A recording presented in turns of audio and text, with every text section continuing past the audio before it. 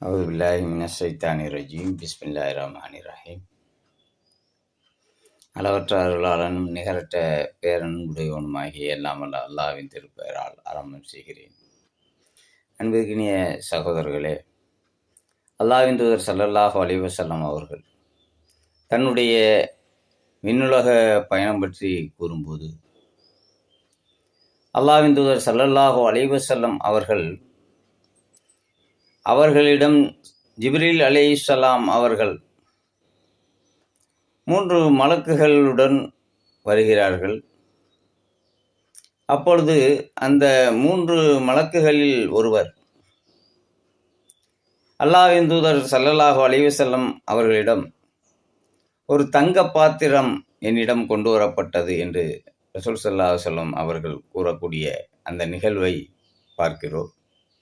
அந்த தங்க பாத்திரத்தில் நபிகள் நாயகம் ஸல்லல்லாஹு அலைஹி வஸல்லம் அவர்களுடைய அந்த தொண்டக்குழி முதல் அடி வயிறு வரை அவர்களுடைய அந்த மேல் தோல் கிழிக்கப்பட்டு தன்னுடைய உள்ளுறுப்புகள், குறிப்பாக இதயத்தை அந்த தங்க பாத்திரத்தில் ஜம்சம் நீரால் தூய்மைப்படுத்தி, அந்த தூய்மைப்படுத்தப்பட்ட அந்த இதயம் அல்லாஹுடைய அந்த ஞானத்தாலும் ஈமானிய உறுதியாலும் அது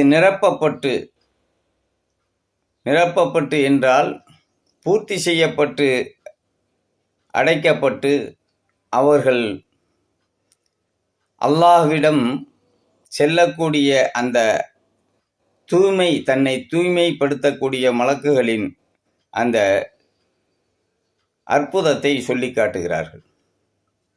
இவ்வாறு தூய்மைப்படுத்திய பிறகு அல்லாஹ்வின் தூதர் ஸல்லல்லாஹு அலைஹி வஸல்லம் அவர்கள் கோவேரி கழுதையை அதனுடைய உருவத்தை விட சற்று சிறிதாகவும், சாதாரண கழுதையை விட சற்று பெரிதாகவும் அந்த ஒரு விதமான வாகனம் கொண்டு வரப்பட்டது. அதில் ஏறி ஜிப்ரீல் அலைஹிஸ்ஸலாம் அவர்களோடு தன்னுடைய விண்ணுலக பயணத்தை மேற்கொண்டார்கள். அப்பொழுது முதல் வானத்தின் பாதுகாவலர் வானவர்கள் ஜிப்ரீல் அலைஹிஸ்ஸலாம் அவர்கள் அந்த நுழைவாயிலுக்கு சென்றபோது, அனுமதி பெறும்போது, யார் என்று கேட்கப்படுகிறது. நான் ஜிப்ரீல் என்று ஜிப்ரீல் அலைஹிஸ்ஸலாம் அவர்கள் பதிலளிக்கிறார்கள்.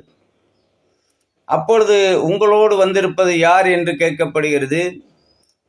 அல்லாஹ்வின் தூதர் முஹம்மது ஸல்லல்லாஹு அலைஹி வஸல்லம் என்று பதிலளிக்கிறார்கள். அப்படி கேட்கப்படும் அந்த நேரத்தில் அவர்களுக்கு அல்லாஹ்விடமிருந்து அழைப்பானை கொடுக்கப்பட்டுள்ளதா, அழைத்து வரும்படி அவர்களுக்கு கட்டளையிடப்பட்டதா என்று கேட்கிறார்கள். மலக்குமார்களின் அந்த கேள்விக்கு ஜிப்ரீல் அலைஹிஸ்ஸலாம் அவர்கள் ஆம் என்று பதிலளிக்கிறார்கள். அப்போது சலாம் கூறி, உங்களுடைய வரவு நல்வரவாகட்டும், அல்லாஹ் உங்களுடைய அந்த வரவை நன்மையாக்கி வைப்பானாக என்று மலக்குமார்கள் மூலமாக வரவேற்பு கொடுக்கப்படுகிறது. முதல் வானத்திலே இந்த மனித சமூகத்தின் ஆதி மனிதர் ஆதம் அலைஹிஸ்ஸலாம், உலகத்தின் ஒட்டுமொத்த மனித சமூகத்தின் தந்தை, அவர்களை பார்த்து ரசூல் ஸல்லல்லாஹு அலைஹி வஸல்லம் சலாம் சொல்கிறார்கள். அதுபோல் ஆதம் அலைஹிஸ்ஸலாம் அவர்கள் நபிகள் நாயகம் ஸல்லல்லாஹு அலைஹி வஸல்லம் அவர்களுக்கு ஒரு மகனாகவும் நபியாகவும் அல்லாஹ்வுடைய தூதராகவும் உங்களை நான் வரவேற்கிறேன், நல்வரவாகட்டும் என்று சொல்கிறாங்க. இந்த நிகழ்வுகளை எல்லாம் வரிசையாக ரசூல் ஸல்லல்லாஹு அலைஹி வஸல்லம் அவர்கள் சஹாபா பெருமக்கள் மத்தியிலே சொல்லி காட்டி கொண்டிருக்கிறார்கள். பின்னர் 2வது வானத்திற்கு செல்கிறார்கள். 2வது வானத்திலே இதே போன்று கேள்விகள் அங்கு கேட்கப்படுகிறது. அப்பொழுது யஹ்யா அலைஹிஸ்ஸலாம் 2வது வானத்தில் இருக்கிறார்கள். அதை காண்கிறார்கள். அவர்களுக்கு சலாம் கொடுக்கப்படுகிறது. யஹ்யா அலைஹிஸ்ஸலாம் அவர்கள் அல்லாஹ்வின் தூதர் ஸல்லல்லாஹு அலைஹி வஸல்லம் அவர்களை பார்த்து, ஒரு சகோதரராகவும் நபியாகவும் அல்லாஹ்வின் தூதராகவும் உங்களை நான் வரவேற்கிறேன். அல்லாஹ் உங்களுக்கு நல்லருள் செய்வானாக என்று பிரார்த்தனை செய்யப்படுகிறது. பின்பு அடுத்த வானம் 3வது வானம் செல்கிறார்கள். இதே போன்று கேள்விகள் கேட்கப்படுகிறது. யூசுப் அலைஹிஸ்ஸலாம் அவர்கள் இதே போன்று அவர்களை வரவேற்பதை பார்க்க முடிகிறது. இந்த விஷயத்தை வரிசையாக சொல்லி காட்டும்போது 3வது வானம், பின்னர் 4வது வானம் செல்கிறார்கள். 4வது வானத்திலே இத்ரீஸ் அலைஹிஸ்ஸலாம் அவர்களை பார்க்கிறார்கள், சலாம் சொல்கிறார்கள். 5வது வானம் ஹாரூன் அலைஹிஸ்ஸலாம் அவர்களை பார்க்கிறார்கள். 6வது வானம் செல்கிறார்கள். 6ஆம் வாகனத்தில் இதே போன்று கேள்விகள் அழைப்புகள் கேட்கப்படுகிறது. மூசா அலைஹிஸ்ஸலாம் அவர்கள் இருக்கிறார்கள். அவர்களை பார்த்து இதுபோன்று வரவேற்பு கொடுக்கப்பட்ட பின்னர் மூசா அலைஹிஸ்ஸலாம் அவர்கள் ரசூல் ஸல்லல்லாஹு அலைஹி வஸல்லம் அந்த 6ஆம் வானத்திலிருந்து 7வது வானத்திற்கு செல்லும் பொழுது மூசா அலைஹிஸ்ஸலாம் அவர்களை பார்த்து அழுகிறார்கள். அப்பொழுது நபிகள் நாயகம் ஸல்லல்லாஹு அலைஹி வஸல்லம் அவர்கள் ஏன் அழுகிறீர்கள் என்று கேட்கிறார்கள். இறைவன் எனக்கு பின்னர் வரக்கூடிய அந்த இளைஞர் அதிகமான மக்கள் அவர்களுடைய சமூகத்தில் இருந்து சொர்க்கத்திற்கு செல்வார்கள் என்று அவர் மூசா அலைஹிஸ்ஸலாம் சொல்லிட்டு, எனக்கு என்னுடைய சமூகத்திற்கு நான் மிகப்பெரிய உழைப்பு செலுத்தியும் அந்த பாக்கியம் எனக்கு கிடைக்கவில்லை என்று எண்ணி பார்த்து அதற்காக அழுகிறேன் என்று சொன்னார்கள்.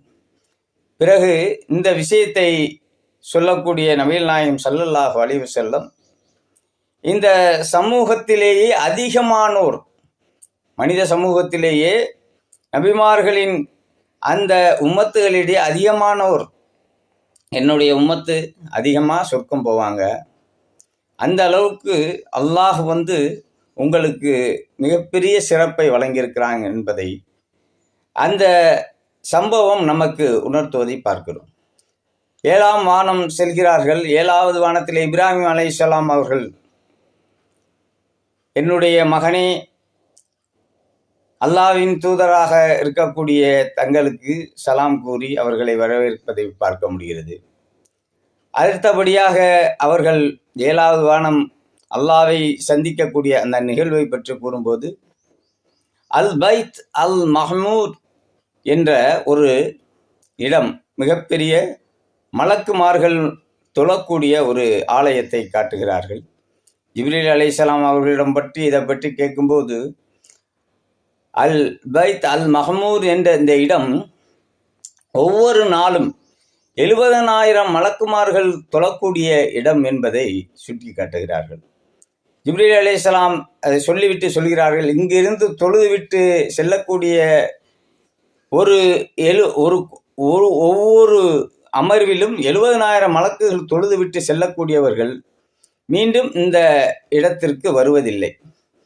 அதுபோல ஒவ்வொரு ஷிஃப்டாக இங்கிருந்து மலக்குமார், அப்படின்னா எத்தனை கோடி மலக்குமார்கள் இருக்கலாம்னு நம்ம கற்பனை செஞ்சு பார்த்துக்க வேண்டியதான். மலக்குமார்கள் நாளொன்றுக்கு 70,000 மலக்குமார்கள் ஒரு நாளைக்கு தொழுது விட்டு வெளியில் அவர்கள் அல்லாஹுடைய அந்த பணிகளை, அல்லாஹ் கொடுக்கக்கூடிய அந்த உத்தரவுகளை நிறைவேற்ற செல்கிறார்கள்.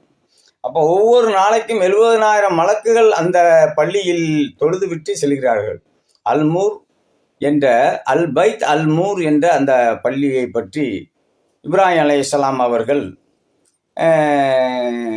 அவர்களை சந்தித்து விட்டு அடுத்த கட்டம் அல்லாஹ்வை சந்திப்பதற்கு முன் இந்த விஷயத்தை காட்டிவிட்டு ஜிப்ரீல் அலைஹிஸ்ஸலாம் அவர்கள் சொல்லக்கூடிய நிகழ்வை பார்க்க முடிகிறது. அப்போ இதற்கு பிறகு அல்லாஹ்வை இறுதியாக சந்திக்கக்கூடிய அந்த நிகழ்வை பற்றி கூறுகிறார்கள். சித்ரத்துல் முன்தஹா என்ற இறுதி எல்லையை பார்க்குவதற்கு முன்பு ஒரு மரம் காட்டப்படுகிறது. அதான் இறுதி எல்லை. அந்த சித்ரத்துல் முன்தஹா என்கிற அந்த எல்லையை பார்க்குவதற்கு முன்பு ஒரு மரத்தை, இலந்தை மரம் எனக்கு காட்டப்படுகிறது. அந்த இலந்தை மரம் போலவே தோட்டத்தில் இருக்கு.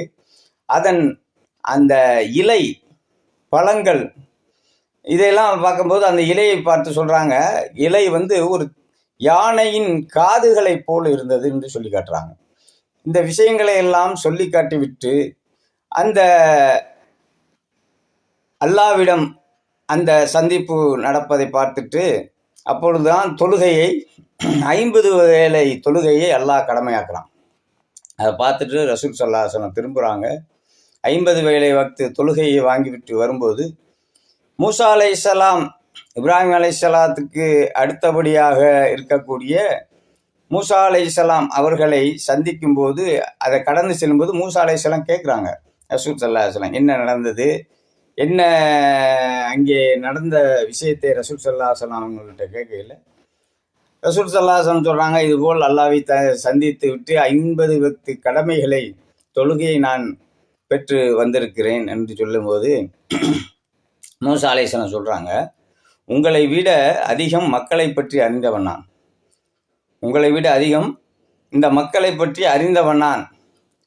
இந்த பனு இஸ்ராயேல் கூட்டத்தை சீர்திருத்தம் செய்வதற்காக பெரும்பாடுபட்டு அதிலே மிக குறுகிய மக்களை தான் நான் வென்றெடுத்தேன். மேலும் அவர்கள் பெரும்பாலும் நன்றியற்றவர்களாகவும் போயிட்டாங்க. அதையும் சொல்லி காட்டுறாங்க. மிகப்பெரிய மோசமான ஒரு பலகீனமான ஒரு மக்களாக இருக்கக்கூடியவர்கள். நிச்சயமாக நீங்கள் இன்றைக்கு இந்த 50 வக்து தொழுகையை பெற்றுக்கொண்டீர்களானால் வரக்கூடிய காலங்களில் அவர்களால் நிறைவேற்ற முடியாது அதே அப்படிங்கிறத அவங்க சொல்லி காட்டிட்டு சொல்கிறாங்க, நீங்கள் அல்லாட்ட செல்லுங்க, மீண்டும் செல்லுங்க, சென்று இந்த வக்தை குறைத்து வாங்கி தொழுகையுடைய இந்த அளவை, இந்த காலத்தை, இந்த அதிகப்படியான தொழுகையை குறைத்து வாங்கிட்டு வாங்க அப்படின்னு சொல்லி அல்லாட்ட திரும்பி செல்லும்போது மறுபடியும் சொல்கிறாங்க. மூசா அலைஹிஸ்ஸலாம் அவர்களுடைய அறிவுரையை கேட்டு மீண்டும் ரசூல் ஸல்லல்லாஹு அலைஹி வஸல்லம் அல்லாஹ்வை பார்க்கக்கூடிய அந்த நிகழ்வுகளை பதிவு செய்யும் பொழுது இறைவனிடம் அந்த தொழுகையின் அந்த நீளத்தை குறைக்குமாறு அந்த 50 வக்து தொழுகையை குறைத்து தருமாறு அல்லாட்ட மன்றாடும் பொழுது அல்லாஹ் 50 வக்து அந்த தொழுகையை 40ஆக குறைக்கிறான். மீண்டும் மூசா அலைஹிஸ்ஸலாத்திடம் வரும்போது மூசா அலைஹிஸ்ஸலாம் மீண்டும் இதை சொல்ல அந்த 40 20 ஆகிறது. மீண்டும் மூசா அலைஹிஸ்ஸலாத்தை கடந்து செல்லும்போது மூசா அலைஹிஸ்ஸலாம் இதை சொல்கிறாங்க, உங்களால் உங்களுடைய உம்மத்தால் இதை தாங்கிக் கொள்ள முடியாது, நிறைவேற்றுவது சிரமமாகிவிடும், வரக்கூடிய காலங்கள் மிகவும் பலகீனமான மனிதர்களாக இருப்பார்கள் என்று அந்த விஷயத்தில் சொல்கிறாங்க. இப்போ மறுபடியும் அந்த 20 10 ஆகிறது. மீண்டும் அதை சொல்கிறாங்க, 10 மறுபடியும் 5ஆக குறைக்கப்படுகிறது. அந்த 5 வக்தை வாங்கிட்டு வரும்போது மீண்டும் சொல்கிறாங்க, இந்த 5ஐயும் குறைத்து வாங்குமாறு சொல்லையில் ரசூல் ஸல்லல்லாஹு அலைஹி வஸல்லம் சொல்கிறாங்க, இதுக்கு மேலே நான் என்னுடைய ரப்பிடம் இதை போய் இன்னும் குறைச்சி கேட்கல நான் வெட்கப்படுறேன், இதையும் குறைத்து கேட்குவதற்கு நான் வெட்கப்படுகிறேன் அப்படின்னு சொல்லிட்டு இந்த 5 வக்து 50 வக்து தொழுகையை 5 வக்தாக குறைத்து இன்றைக்கு இந்த சமூகம் இந்த அல்லாஹையும் அல்லாஹ்வுடைய தூதரையும் ஏற்றுக்கொண்ட முஸ்லீம்கள் 5 வேளை தொழுகையை கட்டாயம் தொழுக வேண்டும் என்ற ஒரு மிகப்பெரிய ஒரு கடமையை ரசூல் ஸல்லல்லாஹு அலைஹி வஸல்லம் அவர்கள் அந்த விண்ணுலக பயணத்தை பற்றி பேசும்போது இந்த தொழுகையுடைய அவசியத்தை பற்றி சொல்லும்போது சொல்லி காட்டுறாங்க. ஆக இந்த தொழுகை எவ்வளவு பெரிய மகத்துவமான ஒரு விஷயமாக இருக்கிறது. 50 வக்து தொழுகையை அவர்கள் பெற்று தந்திருந்தால் இந்த சமூகம் எவ்வாறு அதை நிறைவேற்றியிருப்பார்கள். இந்த 5 வக்து தொழுகையவே தொழுவதற்கு இயலவில்லை என்று சொல்லக்கூடிய மோசமான மனநிலை கொண்ட மனிதர்களை நாம் அதிகம் பார்க்கிறோம். பள்ளிவாசல்கள் தான் அதிகம் பெருகிக்கிட்டு இருக்கு. பள்ளிவாசல்கள் பெருக பெருக தொழுகையாளிகள் பெறுகிறார்கள் என்றால் பெருகுவதில்லை. இப்போ ரமலானில் எவ்வளவு நிரம்பி வழிந்த பள்ளிவாசல்கள், குறிப்பாக இந்த ஒற்றைப்படை இரவுகளிலே, குறிப்பாக சுன்னத் ஜமாத்து அமைப்புகளில் இருக்கக்கூடிய பள்ளிவாசலில் பார்த்தீங்கன்னா அந்த குறிப்பாக 27 பள்ளிவாசல் பொங்கி நிரம்பி வழியும். அது எதற்கு அப்படிங்கிற அந்த பொருளை கூட சரியாக உணராத மக்களாக அந்த கூட்டம்லாம் நிரம்பி வழியும். அந்த ஒற்றைப்படை இரவு 27 மட்டும்தான் வருதுன்னு நினச்சிக்கிட்டு கூட்டம் வரும். 1000 மாதங்கள் நின்று வழங்கிய நன்மையை நம்ம பெறுறோம், அந்த ஒரு நாளில் போய் பெற்றுட்டு வந்துடுவோங்கிற மாதிரி கூட்டங்கள் கூடுவாங்க. ஆனால் அந்த ஒரு இரவிலே தான் லைலத்துல் கத்ர் வருதா அப்படிங்கிறது உறுதி செய்யப்படலை. அப்போ கடைசி 10 முழுவதுமே நீங்கள் நின்று வணங்க வேண்டும் என்று ரசூல் ஸல்லல்லாஹு அலைஹி வஸல்லம் சொல்கிறாங்க. அந்த நாளிலே ஒரு நாளில் உங்களுக்கு அமையக்கூடிய வாய்ப்புகள் இருக்குது. அதில் ஒரு ஒற்றைப்படை இரவிலே வர்றதுக்கு வாய்ப்பு இருக்குதுன்னு சொல்கிறாங்க. ஆனால் இந்த சமூகம் அதிலேயும் சோம்பேறித்தனம் பார்த்து, கஞ்சத்தனம் பார்த்து அந்த 27 மட்டும் கூட்டம் நிற்கும். அப்போ இந்த கூட்டங்களுக்கு தொழுகை கடமை பிற நாட்களில் கடமை இல்லையா, அதை சிந்திக்கணும். அப்போ அப்படிப்பட்ட ஒரு கடமையாக்கப்பட்ட 5 ஐவேளை தொழுகையை ஒரு நாளில் 24 மணி நேரம், அந்த நேரங்களில் எப்படியும் பார்த்தா ஒரு 90% பகுதியை ஒரு மனிதன் வீண் விரயம் தான் பண்ணுறான். அதிகமான காலங்களை இந்த உலகத்துடைய வாழ்க்கைக்காக செலவழிக்கிறான். அவனுடைய சுயநலத்துக்காக, பொழுதுபோக்கிற்காக, உருப்படாத நேரங்களை உருப்படாமல் ஆக்குவதற்காக பல நேரங்களை மனிதன் கழிக்கிறான். அந்த மனிதன் எதற்காக நாம் படைக்கப்பட்டிருக்காங்கன்று கூட தெரியல. இந்த உலகத்தில் 1000 ஆண்டுகள் நாம் வாழ்ந்து சாதிக்க போகிறோம்னு நினச்சிக்கிட்டு அவன் பாவச்சுமைகளை அதிகம் சம்பாதிக்கக்கூடிய மனிதனாக வாழ்ந்துக்கிட்டு இருக்கான்.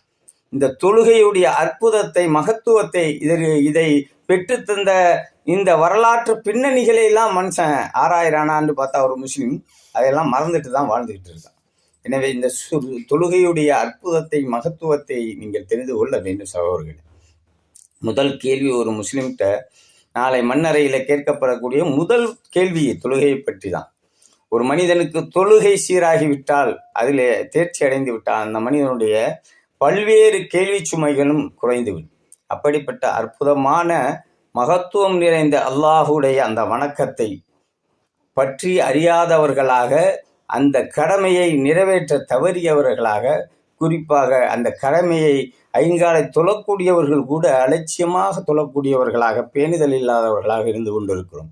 அல்லாஹுடைய அந்த அற்புதமான மகத்துவம் வாய்ந்த அந்த தொழுகையை பற்றி முழுமையாக அதனுடைய மகத்துவத்தை அறிந்து அல்லாஹுக்கு நன்றி செலுத்தும் நல்லடியார்களாக நாம் மாற வேண்டும். இதுவரை தொழுகையை தொழாத அந்த மக்கள் 5 வேளை தொழுகையை கடைபிடித்து ஒழுங்காக தொழக்கூடிய மக்களாக, நேரம் கடத்தாமல் இமாம் ஜமாத்தோடு அதை நம்மளுடைய தொழுகையை நிறைவேற்றக்கூடிய மக்களாக நாம் நம்மை மாற்றிக்கொள்ள வேண்டும். மரணத்துக்கு முன்னால் நம்முடைய ஜனாசாவுடைய தொழுகைக்கு முன்னால் நம்முடைய கடமையாக்கப்பட்ட ஐங்கால தொழுகையை தொழுது வெற்றி பெற்ற மக்களாக, வல்ல இறைவன் நம்மை தொழுகையை ஏற்றுக்கொண்ட தொழுகையுடைய மக்களாக நாம் மாற வேண்டும். வல்ல இறைவனுடைய அந்த மகத்தான தொழுகையை பெற்றுக்கொண்ட, அதன் முழு நன்மையை பெற்றுக்கொண்ட மக்களாக வல்ல இறைவன் நம்மை ஆக்கி அருள்வானாக. அன்பிற்கினிய சகோதரர்களே, இந்த நேரத்தில் ஒரு விஷயத்தை நம்ம அந்த கவிதை நயத்தில் இசையோடு சிலர் பாடியிருப்பாங்க. ஆனால் அதனுடைய பொருளின் அந்த அற்புதமான வரிகள் நம்மை எவ்வளோ ஈர்த்திருக்கிறது என்பதை காட்டுவதற்காக இந்த வரிகளை உங்களிடம் நான் பாடி காட்ட விரும்புகிறேன். பள்ளிகள் பல இருந்தும் பாங்கோசை கேட்ட பின்பும் பள்ளி செல்ல மனம் இல்லையோ, படைத்தவன் நினைவில்லையோ, பள்ளி செல்ல மனம் இல்லையோ, படைத்தவன் நினைவில்லையோ. அன்பிற்கினியவர்களே, அப்போ பள்ளி வாசல்கள் ஏசி போட்டு அலங்கரித்து மின் விளக்குகளால் ஜொலிக்கப்பட்டு எல்இடி வெளிச்சத்தில் டிசைனாக மினாராக்கள், அந்த வளைவுகள்லாம் தயாரிக்கப்பட்டு பல கோடிகளை கொட்டி பள்ளிவாசலுக்குண்டு நீங்கள் செலவழித்து பள்ளிகளை கட்டி அலங்கரிக்கிறீங்க. அந்த பள்ளியில் சுபுவுடைய தொழுகையில் ஒரு சபுக்கு கூட ஆள் இல்லாத ஒரு சூழ்நிலை இருக்குது. இது மிகப்பெரிய சாபக்கேடு, அல்லாஹ்வுடைய தண்டனை இறங்கக்கூடிய மிகப்பெரிய மோசமான நேரங்கள். எனவே சிந்திச்சு பாருங்கள். அல்லாஹ்வுடைய அந்த மகத்தான அந்த மறுமை நாளுடைய கேள்வி கணக்குகளை பயந்து கொள்ளுங்கள். தொழுகையை நிறைவேற்றுங்கள். சுபஹானக அல்லாஹும்ம வ பிஹம்திக அஷ்ஹது அல்லா இலாஹ இல்லா அன்த அஸ்தக்ஃபிருக வ அத்தூபு இலைக். அஸ்ஸலாமு அலைக்கும் வரஹ்மத்துல்லாஹி வபரகாத்துஹு.